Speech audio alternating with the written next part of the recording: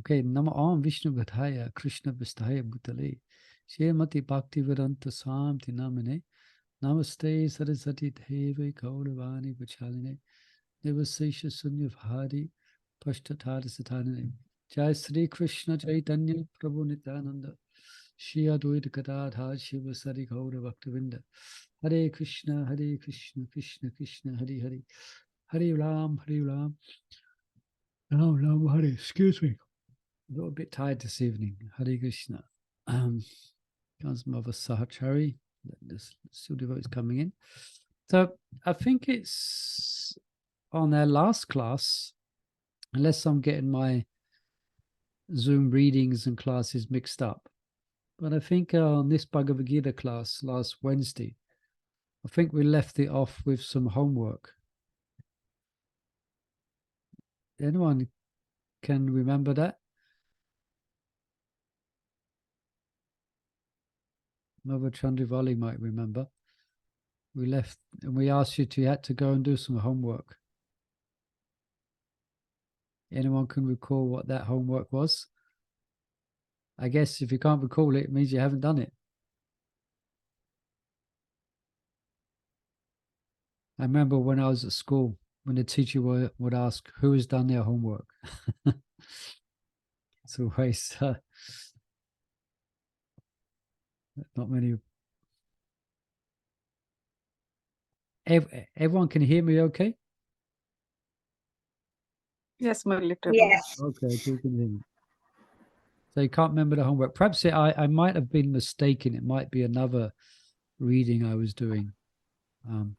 But I remind the homework is to everyone you see is to practice seeing Krishna within their heart. Anyone remember that? Some of you no doubt are doing it spontaneously. By dint of You did give us homework. What was it you said? To practice seeing Krishna in everyone. In everybody's heart. Yes, I remember that. Right. So how did everyone do for the homework?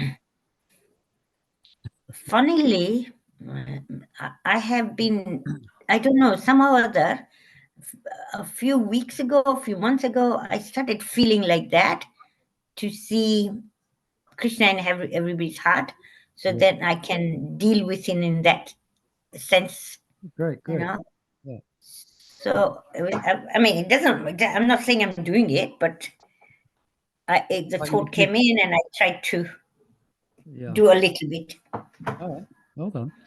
And it's quite transformative if you can do it, but it's definitely not easy. It's easy to forget. But this is the vision of a purified soul.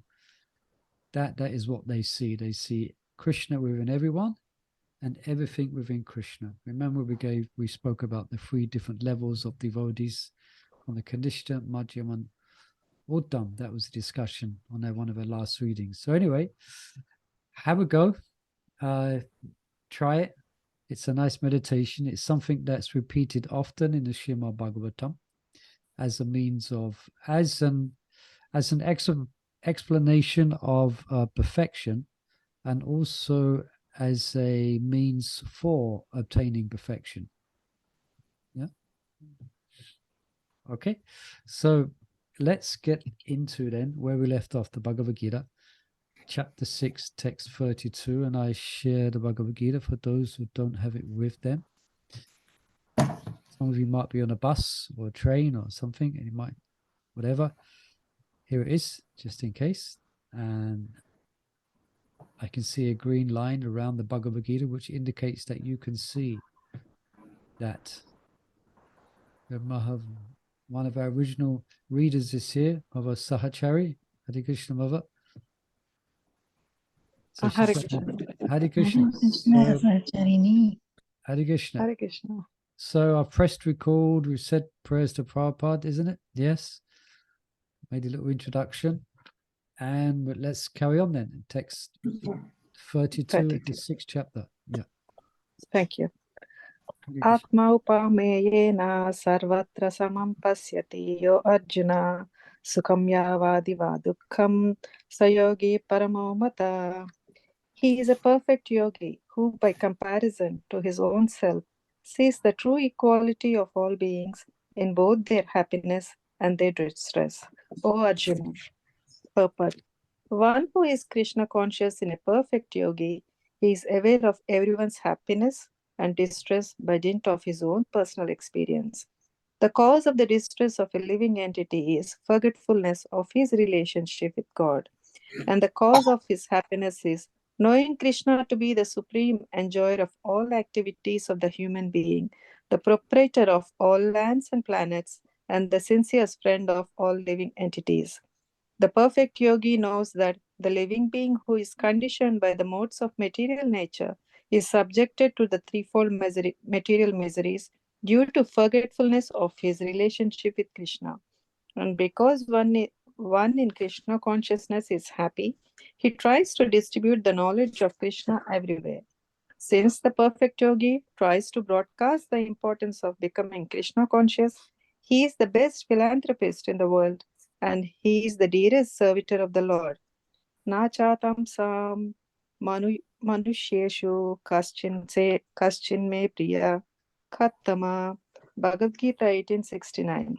In other words, a devotee of the Lord always looks to the welfare of all living entities, and in this way, he is factually the friend of everyone.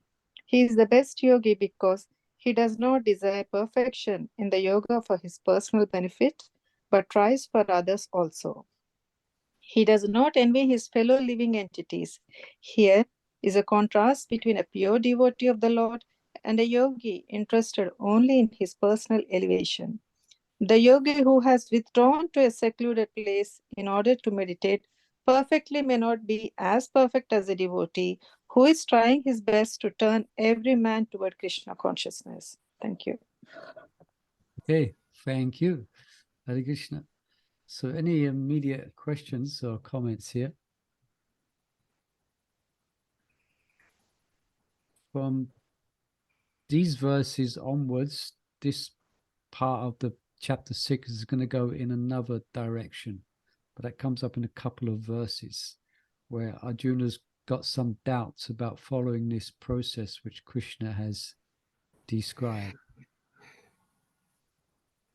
But here,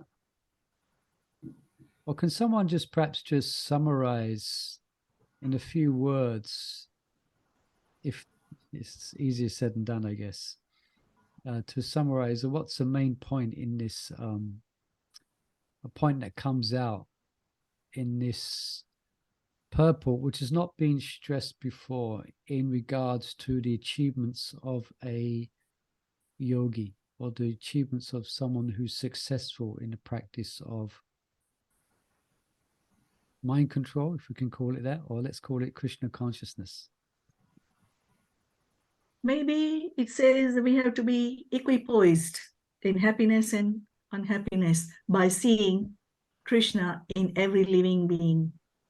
Yeah, I mean, but that's not, I mean, that has been described before. That has been described in these verses before about being equipoised. I like the sentence where it says, the cause of the distress of a living entity is forgetful of his relationship with God. Yeah, can you elaborate more? Why do you like it?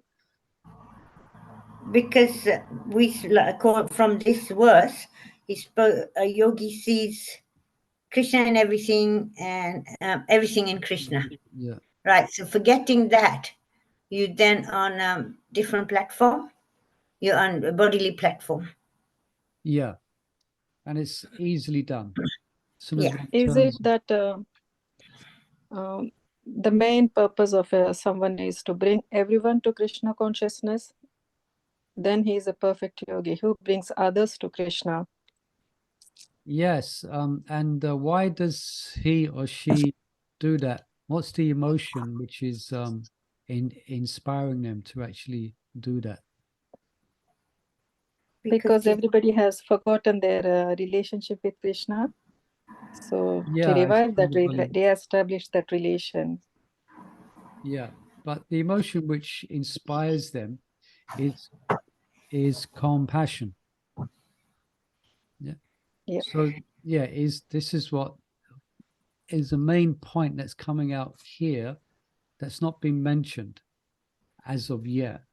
Normally it's been speaking about the devotee stroke yogis attainment in elevating their consciousness, but there's a specific symptom which is manifest, and that instead of, as mentioned here, about the devotee doesn't envy anyone.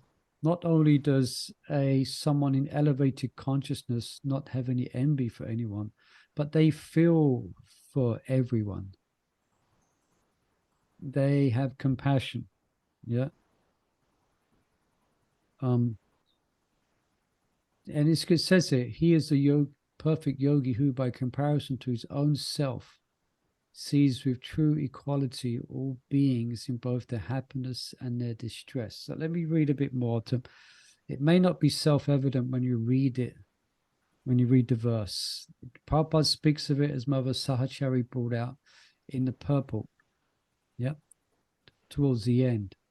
Here's a contrast between a pure devotee of the Lord and a yogi interested only in his personal elevation.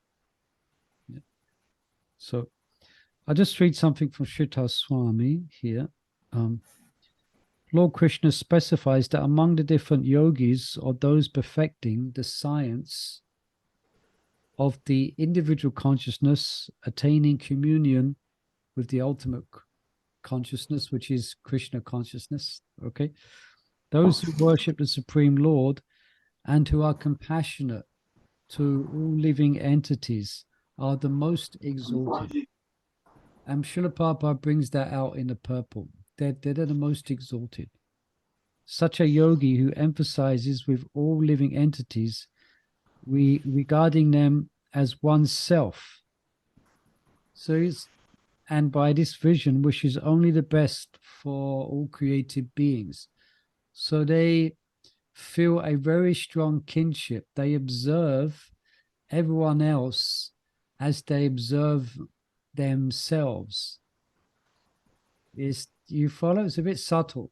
So as the devotee is situated in abundance, in abundant happiness and bliss, when they see someone who is suffering, they actually feel for them in a tangible way. Yeah, there's something in the chat here.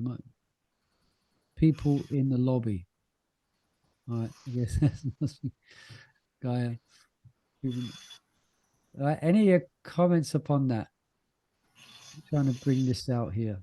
What is that supposed to be? People in the lobby. What's that supposed to be? I think some other Gaia Here, might be in the lobby, so like therefore she can't read or can't see Bhagavad Gita.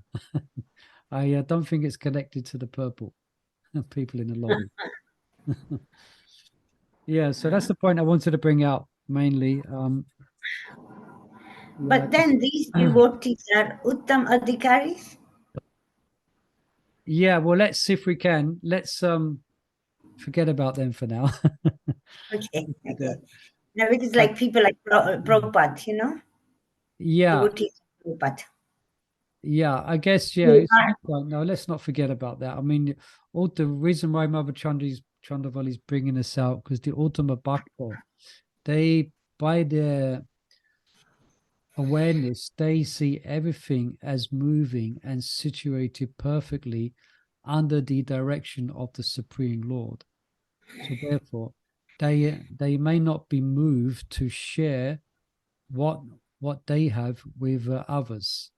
They are in a very elevated state of consciousness. But it's also understood that such persons may come down, not that they fall down, not that they lose something, but they may act on the platform of a madhyam adhikari, where they make distinctions between those who are following Dharma and those who are not. And they then feel compassion.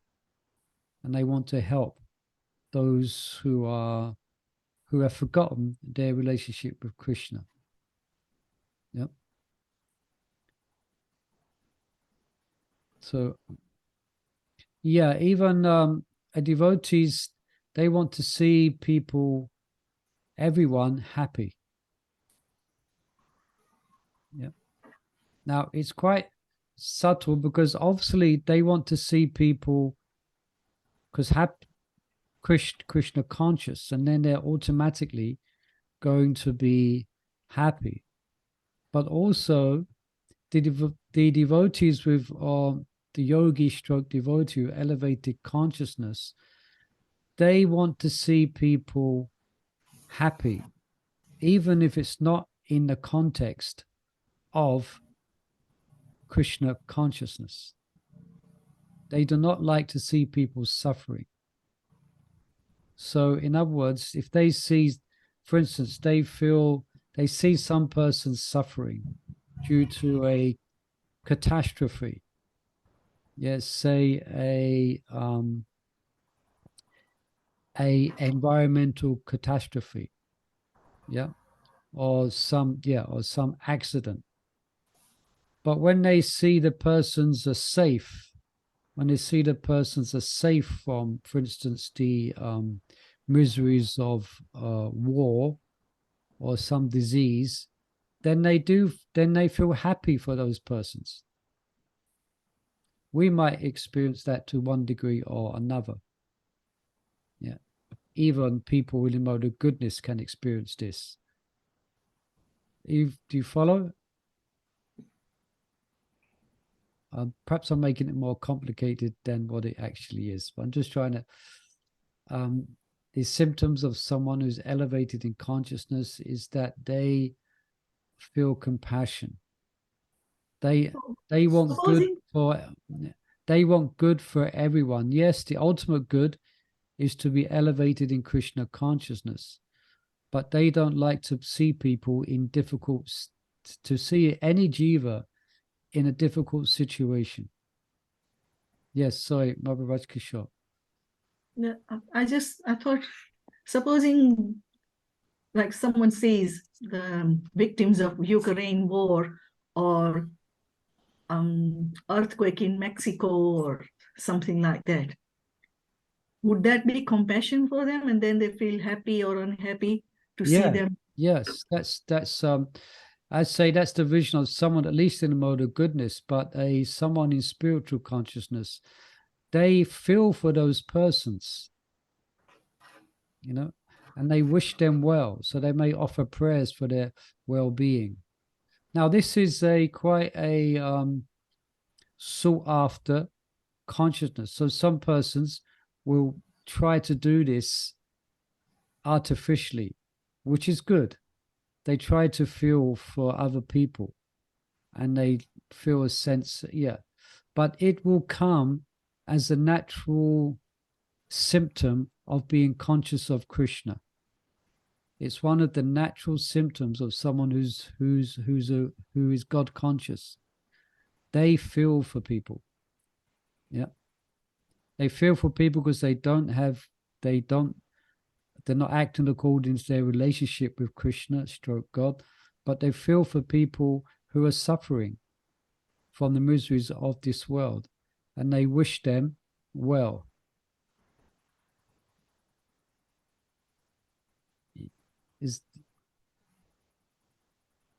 Is that okay? Is that on sort of that's the right word? Yes, thank you.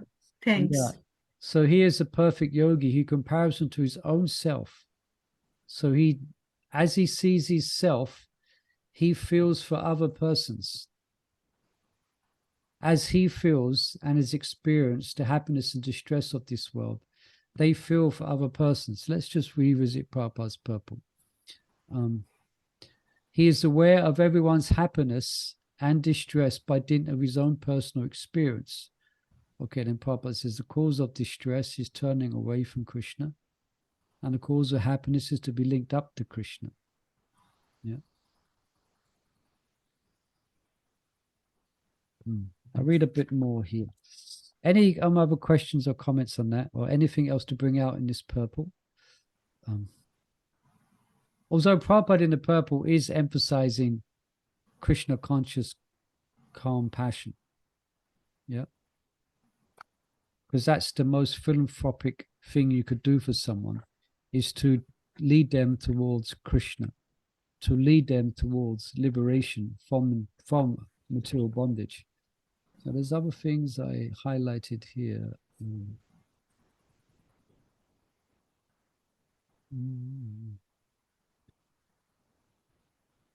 Fully comprehending that the Atma, this is Ramanujacharya, fully comprehending that the Atma has no connection with material nature, the yogi looks upon all dualities such as happiness and affliction like one is the same as the other.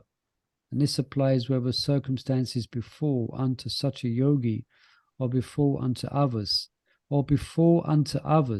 such as happiness of an infant being born or the affliction of a parent dying. This means it is one and the same for such a yogi regarding their own offspring and parents, as it is regarding other people's offspring and parent. You understood? As they feel for others. Such a yogi who is so far advanced as regard both happiness and affliction, equally with the same sublime vision, sees other persons. Yeah. Bit technical, but any other questions, or someone could just repeat back what we explained there, see if I've made it clear or made it confusing. I think a person made it confusing. Yeah. So I'm basically trying to highlight that not only does such a person not envy other living entities, but they feel compassion for them, basically. Yeah. They're not just interested in their own personal elevation. They want to assist and help others. But I took it a bit further. Not that I can take it further than what Prabhupada has taken it, but I took it a bit further based on other commentaries as well, which describes that a devotee, like for instance, Srila Prabhupada wanted to see, he didn't like to see persons destitute, although he understood ultimately the cause, but he would want to see persons in a kind of not destitute, if you want. Okay, the best is Krishna consciousness. Yeah. All right. I think I'm making this more complicated than what it might be. So perhaps let's just read the verse again. He is a perfect yogi who, by comparison to his own self, sees the true equality of all beings, in both their happiness and their distress, O Arjuna. So they feel for all beings in both their happiness and distress. Okay, they have a sense of yes, they understand. They have a sense of detachment, but that detachment doesn't mean they don't wish well for everyone. Doesn't mean they don't care. Just means they understand very clearly, the cause and effect. Sorry, Mother Chandravali, I cut you. No, I was just coming up with, remember so many times you've given examples of how Prabhupada driving, walking, he would see people suffering and he would be tears comes out of his eyes, Yeah, or perhaps you've heard a few times elsewhere. Yeah, good. Yeah, thank you for reminding me of that. Yeah, Prabhupada was, for instance, apparently when he was being driven down Oxford Street, as I've been told, Prabhupada had tears in his eyes. And Prabhupada was looking at the from our perspective, people shopping, but Prabhupada saw lost souls, trying to be happy through material accumulation. Also, Prabhupada observed some retired men playing golf. Yes. You know, when that stage of life is meant for bhajan, is meant for preparation for the next life. And Prabhupada had tears in his eyes for their plight, you know. Yes, this is a symptom of God consciousness, you know. Okay, let's go to 33, I think. Let's go to 33. Anyone like to read text 33? I can read. Yeah, go ahead. So go back. Arjuna uvacha yoyam yogastvaya proktam samayen madhusudana etasyaham na pashyami chanchalatvat sthitim stiram. Arjun said, O Madhusudana, the system of yoga which you have summarized appears impractical and unendurable to me, for the mind is restless and unsteady. Purport. The system of mysticism described by Lord Krishna to Arjun, beginning with the words Suchau Deshe and ending with Yogi Parama, is here being rejected by Arjun out of the feeling of inability. It is not possible for an ordinary man to leave home and go to a secluded place in the mountains or jungles to practice yoga in this age of Kali. The present age is characterized by a bitter struggle for a life of short duration. People are not serious about self-realization, even by the simple practical means. And what to speak of this difficult yoga system, which regulates the mode of living, the manner of sitting, selection of place, and detachment of the mind from the material engagements. As a practical man, Arjun thought it was impossible to follow this system of yoga, even though he was favorably endowed in many ways.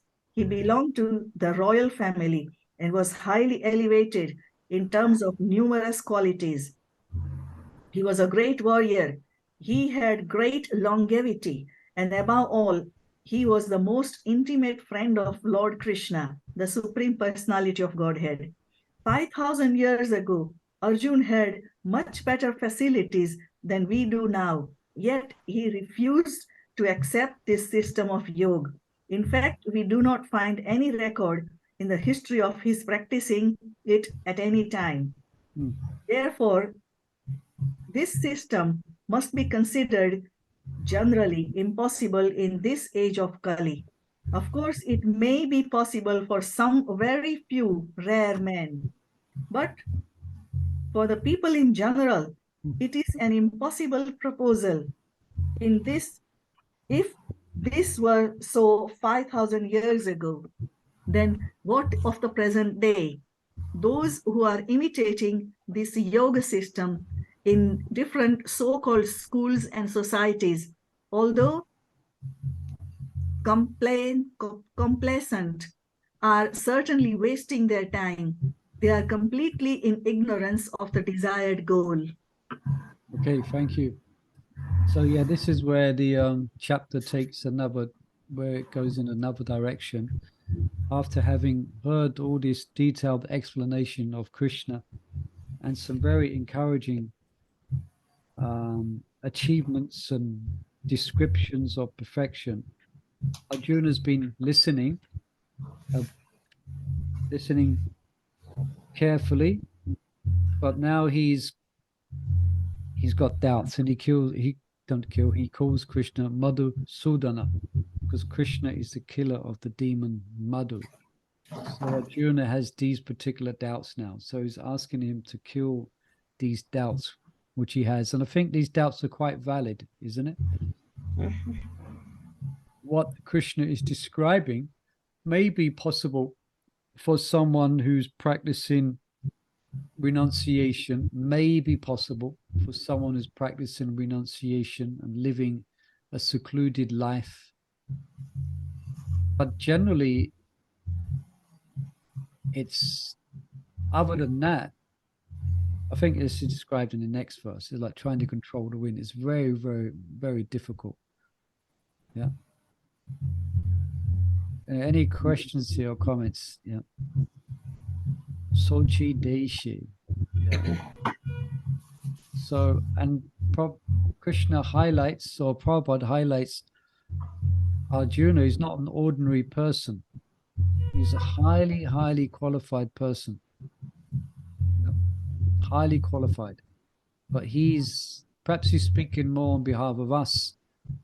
Although Prabhupada in the purple mentions that there's no history of Arjuna ever practicing this Astanga yoga, which Krishna is explaining. Yeah. So, and then Prabhupada highlights that was 5,000 years ago. Arjuna had much better facility than we do. But then Prabhupada then highlights those who are imitating this yoga system. He mentions at the end here, in different schools and societies, although complacent, are certainly wasting their time. Of course, they don't know what the actual goal of real yoga is. They have no idea. So they're not doing it with a desire to achieve Krishna.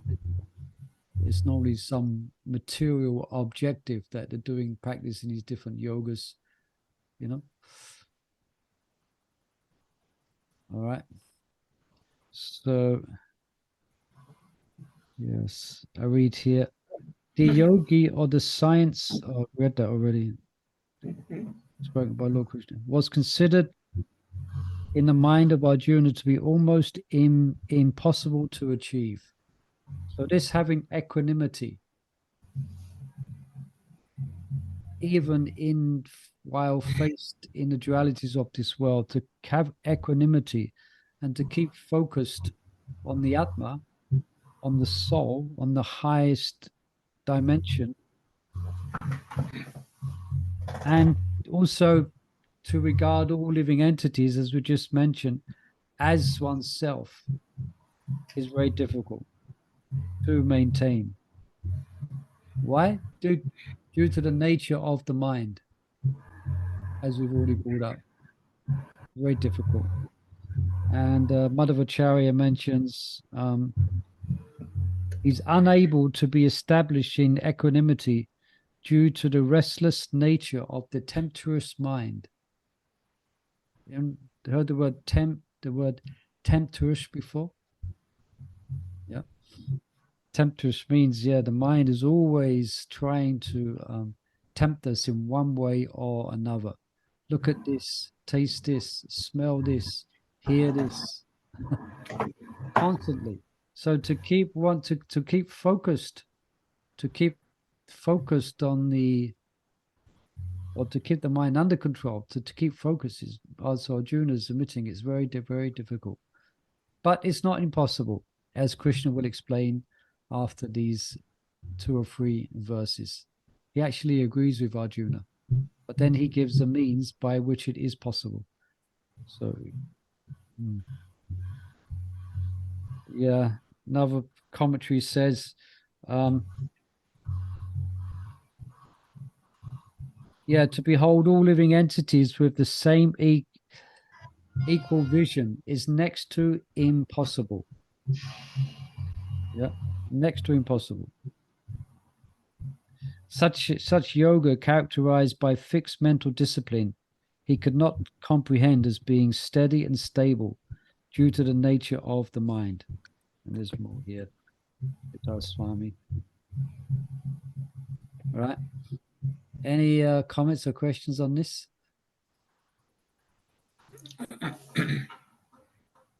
Okay, let's have a look at the next verse, text 34. Someone like to read this one? We probably heard of this one. I can read that. Yeah, go ahead. We studied this one. Text 34. Chanchalam hi mana Krishna pramati balavadritaham tasyaham nigraham manya vayor evasa dushkaram. Translation. For the mind is restless, turbulent, obstinate, and very strong. O Krishna, and to subdue it, I think, is more difficult than controlling the wind. Purport. The mind is so strong and obstinate that it sometimes overcomes the intelligence, although the mind is supposed to be subservient to the intelligence. For a man in the practical world who has to fight so many opposing elements, it is certainly very difficult to control the mind. Artificially, one may establish a mental equilibrium towards both friend and enemy, but ultimately no worldly man can do so, for this is more difficult than controlling sorry, the raging wind. In the Vedic literature, Katha Upanishad 1.3 to 4, it is said, translation, the individual is a passenger in a car of a material body, and the intelligence is the driver. Mind is the driving instrument, and the senses are the horses. The self is thus the enjoyer or sufferer in the association of the mind and senses. So it is understood by great thinkers. Intelligence is supposed to direct the mind, but the mind is so strong and obstinate that it often overcomes even one's own intelligence, as an acute infection may surpass the efficacy of the medicine. Such a strong mind is supposed to be controlled by the practice of yoga, but such practice is never practical for a worldly person like Arjuna. And what can we say of modern man? The simile used here is appropriate. One cannot capture the blowing wind, and it is even more difficult to capture the turbulent mind. The easiest way to control the mind, as suggested by Lord Chaitanya, is chanting Hare Krishna, the great mantra for deliverance, in all humility. The method prescribed is Sava Mana Krishna Padardavindayo. One must engage one's mind fully in Krishna. Only then will there remain no other engagement to agitate the mind. Okay. So actually, it's the next verse. There's only 2 verses here, and then the next verse, Krishna speaks of a solution. The next verse is Sri Bhagavan Vacha. Yeah, and we've come across these words before, isn't it? It's the same words: restless to describe the mind, turbulent and obstinate. Yeah, and very strong. Bala. The word must be bala. Balavat dvidam, and very determined. Yeah.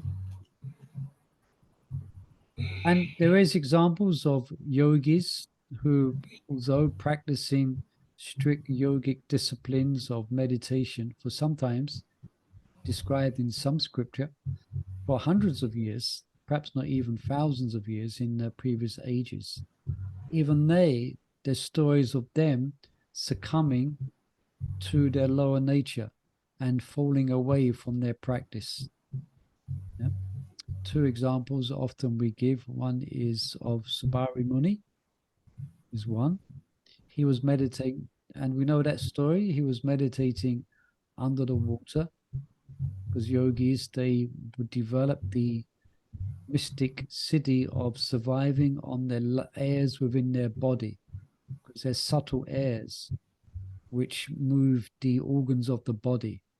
Like when you blink your eyes, you can do that because of subtle air. So they would survive on these airs within the body. That was Subari Muni meditating underwater. And anyone know what happened to him? Someone could just say the rest of the story.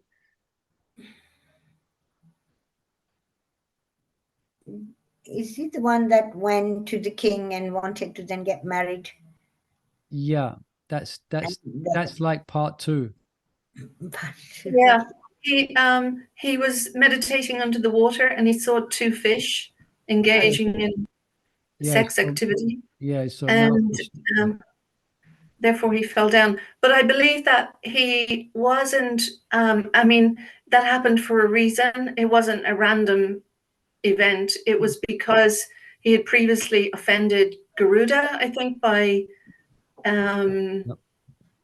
not allowing him to have a fish from the water, something like that.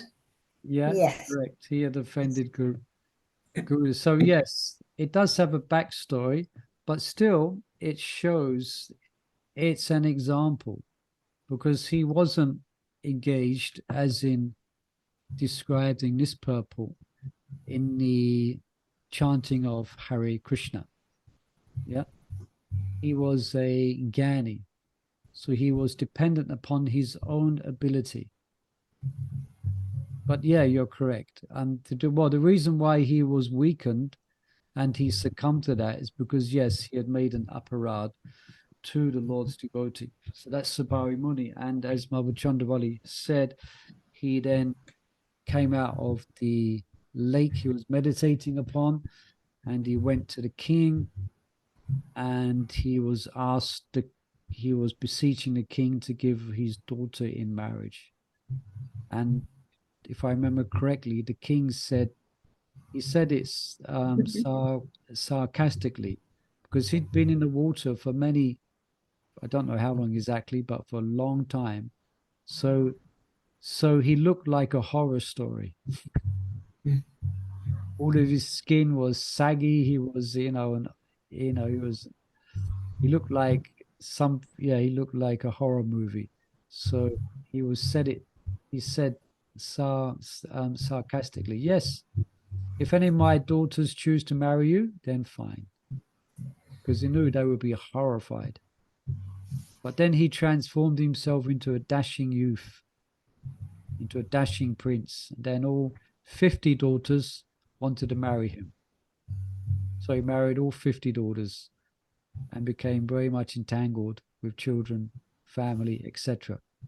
Then eventually he came to his senses, and he again took up the path of spiritual perfection. But that's Sabari Muri. There's another one, I forget, what's the other example we normally give? Sabari Muni and Vishwamitra and Menka. Yeah, for right. He just heard the ankle bells of Menaka, isn't it? Yes. Chink, chink, chink, chink. Yeah.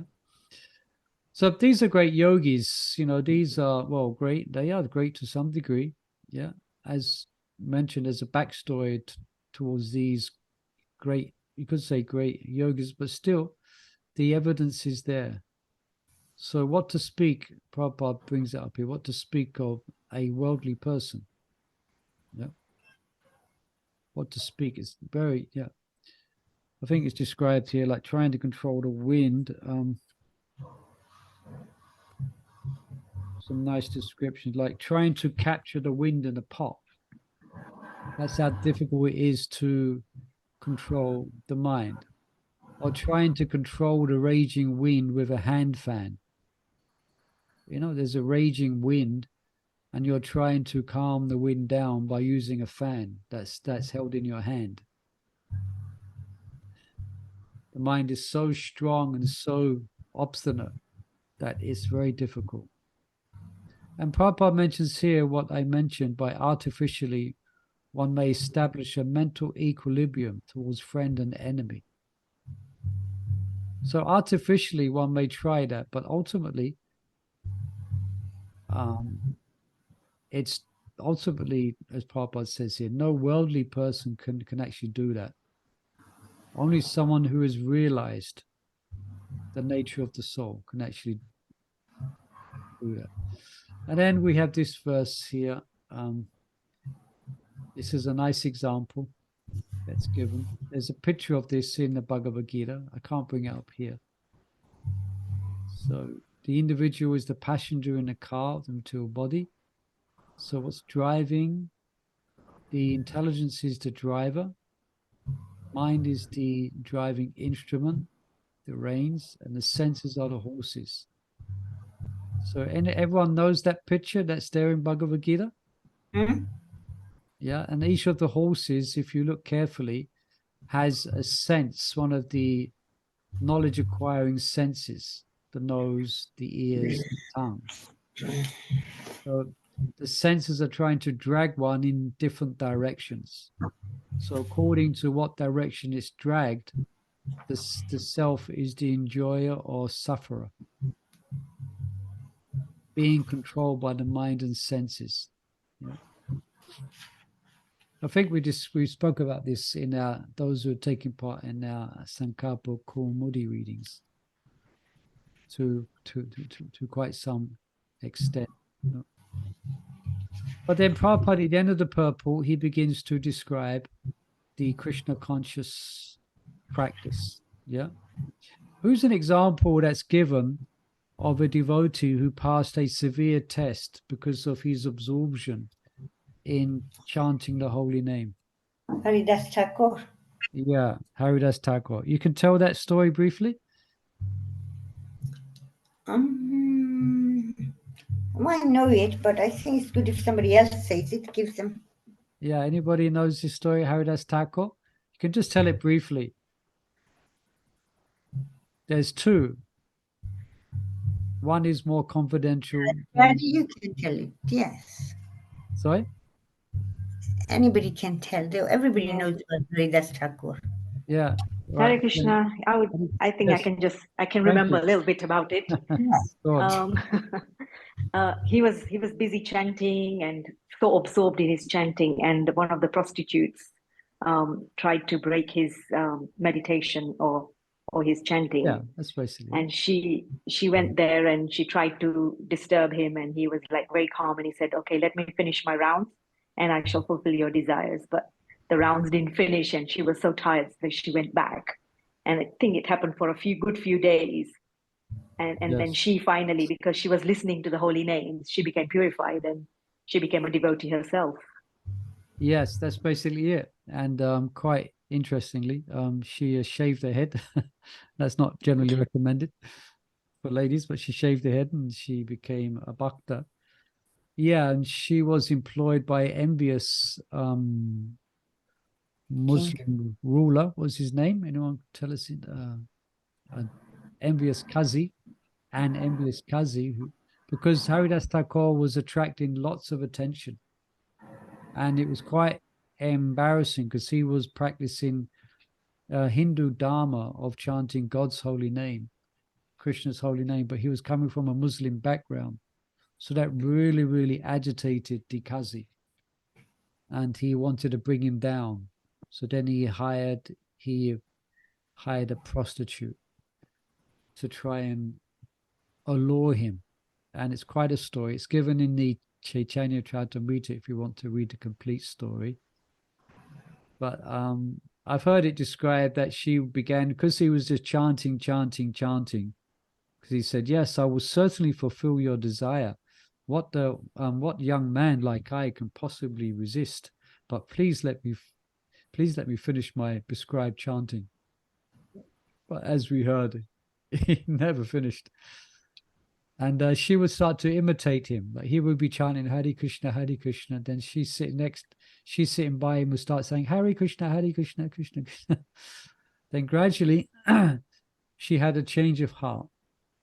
And she saw what she was doing as being very degraded in the association of a great saint, a great pure-hearted soul. She reflected on her degradation and her unglorious mission. She had a complete change. Hare Krishna Prabhu, can I ask a question with regards to this? I've always been thinking about this. I don't know if I can phrase it properly or not, but like, was she destined to do that and become a devotee? Because if I know you can become a devotee by two things, either from your past birth or from a mercy of a devotee. So was she destined to be a devotee? Like she's done pious activities from her past birth? Destined. Like, yeah, I guess we can conclude that that's generally understood some Agata Sukriti. The fact that she got the association of Haridas Thakur wasn't doubt. She's probably got the mixture of punya and pap. So she got a mixture. So due to her sinful, perhaps more has sinful ways, she was in situation where she was in the profession of a prostitute. But also she had some, obviously she had had some pious credits. And by the grace of Haridas Thakur, so we could say that it was by her great fortune that she came into the association of Haridas Thakur by dint of some previous punya. But also this question was asked to Prabhupada, because Prabhupada was quoting verses in regards to that someone who chants Hare Krishna, they're considered to have practiced all pious, all they considered have done everything necessary in the previous lives for them to take up the chanting of Krishna's holy name.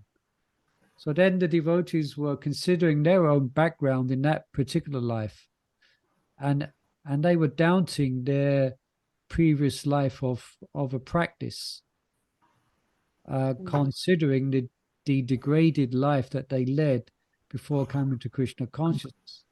So they had doubts on this principle. So they asked Prabhupada, and just paraphrasing, Prabhupada said, I have created your piety. Yeah. So even someone may have not come in contact, someone may not have had been exposed to bhakti in a previous life, but by the power of the association of a great bhakta, they can become blessed. So that's there as well. Wow. Yeah. Amazing. That's really powerful. Yeah. Thank you so much. Yeah. So there's hope for everyone. Yeah. Yeah. Hope for everyone. Thank you, Prabhu. Yeah. So, and then the other part of that story is that he was approached then by Maya Devi herself. So the personification of all material attraction, personified in an enchanting form of a lady, was the personification of all attractive material principles. Maya Devi herself came to tempt Haridas Thakur. Yeah. But he wasn't. He was so absorbed in his chanting that he didn't become distracted. He didn't become attracted or distracted. He was too busy in chanting Hare Krishna, Krishna Krishna, Hare Hare, Hare Ram, Ram Ram, Hare Hare. So obviously his chanting was pretty profound and quite deep. And then she begged for the holy name. And Krishnadas Kaviraj mentions this is a more confidential story. And he gives that story as well. Anyway, so main point here is that, as Prabhupada brings up in the end of the purple, he mentions that it's not practical for a worldly man, so what to speak of modern man. So then he speaks this verse, which we've heard a few times now. Prabhupada refers to it, Savai Mana Krishna Pada Vindayo. So I'll ask again, who is this verse referring to? Amrish Maharaj? Ambarish Maharaj, yeah. Prabhupada likes this verse. He likes these verses of Maharaj Ambarish. Savai Mana Krishna Pada Vindayo, Vachasma Vikunta Gunana Vahanane. Yeah, because this is a principle of Krishna consciousness where the mind is turbulent, the mind is very strong, but if we engage it in the principles of bhakti, as Prabhupada describes, the method prescribed by chanting Hare Krishna, as given to us by our Lord Chaitanya, he mentions the great mantra of deliverance, and he mentions in all humility. So yes, we are weak, our mind is very disturbed. So in great humility, we chant Krishna's holy name. Only then will there remain no other engagement to agitate the mind. And we gave some examples there of the example of Haridas Thakur. Okay. Any other questions or comments here on this? That is 34.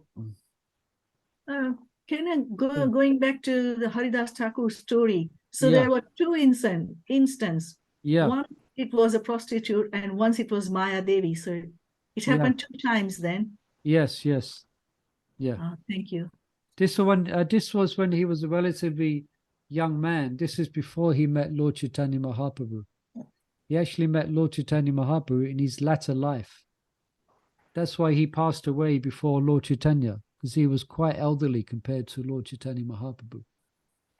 But if you read, there was two incidences. Thank you. Yeah. So is there anything here? Yeah, I'll read one here from Sridhar Swami. The previous verse is being elucidated further. The mind is by nature restless and fickle.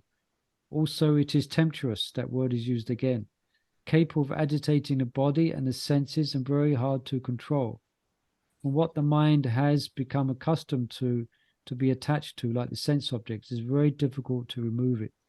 Therefore, just as it is impossible to confine within a pot the wind blowing hither and thither in the air, in the same way it is almost impossible to control and restrain the turbulent mind. Lord Krishna answers this doubt in the next verse. And there's other comments I could read here. Let's see.